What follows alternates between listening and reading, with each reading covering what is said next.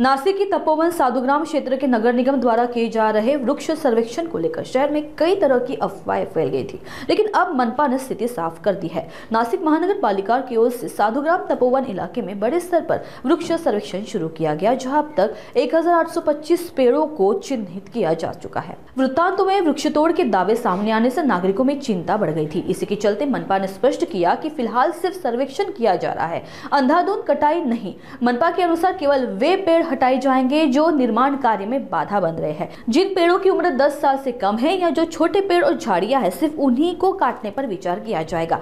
पुराने, घने और बड़े पेड़ों को पूरी तरह संरक्षित किया जाएगा। और मनपा उद्यान विभाग के मुताबिक अगर 10 साल से कम उम्र का कोई पेड़ काटा जाता है तो उतनी ही संख्या में और उसी उम्र के नए पेड़ लगाए जाएंगे। जैसे 7 साल का पेड़ काटने पर 7 नए पेड़ लगाए जाएंगे। मनपा अधिकारियों का कहना है कि तपोवन क्षेत्र के वृक्षों को बचाना उनकी प्राथमिक जिम्मेदारी है।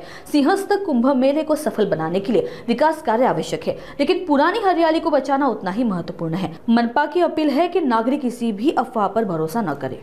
नमस्कार, मी करिश्मा नायर, अतिरिक्त आयुक्त, नाशिक महानगरपालिका। आता साधुग्रामच्या ठिकाणामध्ये आमचे वृक्षच्या सर्वेक्षण सुरू आहे आणि त्यामध्ये 1800 वृक्षांची मार्किंग जे केलेले आहे त्यावर चुकीचा बातमी सुरू आहे की जुने वृक्ष पण मनपा तोडत आहे। परंतु हे सगळे नागरिकांना आम्ही सांगत आहे की हे जे वृक्ष मार्किंग केलेले आहे ते पूर्णतः सर्वेक्षणसाठी केलेले आहे। आता ह्यापैकी जे वृक्ष बांधकाम बाधित होणार आहे आणि असं वृक्ष ज्यांचे वय 10 वर्षपेक्षा कमी आहे, जे मागच्या कुंभमेळा पासून नवीन ह्या कुंभमेळ्यामध्ये आलेले आहे, ते झुडपे आहे, ते विदेशी प्रजातीचे आहे, तसंच झाड आम्ही पाडणार आहे। आणि जुना एक पण जे जुने वृक्ष आहे ज्याची बातमी सुरू आहे की जुने वृक्ष आम्ही पाडत आहे, एक सुद्धा वृक्ष आम्ही पाडणार नाही।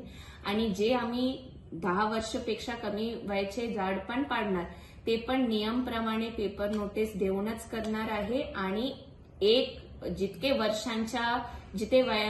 वयांच्या वृक्ष असेल तितके आम्ही नवीन झाड सुद्धा लावणार आहे। उदाहरणार्थ 7 वर्षांच्या वृक्ष आम्ही पाडलं तर आम्ही 7 नवीन वृक्ष सुद्धा लावणार आहे।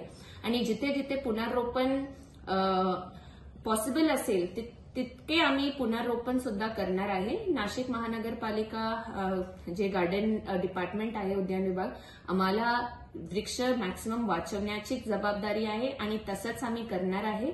सिंहस्थ कुंभमेळ्यामध्ये जे बांधकामासाठी आवश्यक वृक्ष असेल आणि जे त्या वयाचे असेल, जे मी आता म्हटलेल्या, फक्त आम्ही तसंच वृक्ष पाडणार आहे। सगळे नाशिकरांना हे आव्हान देते की जास्तीत जास्त वृक्ष आम्ही वाचवणारच आहे आणि जे आपल्याला पाडायचं आहे त्याची पण आम्ही पुनर्रोपण किंवा नवीन वृक्ष लावणारच आहे।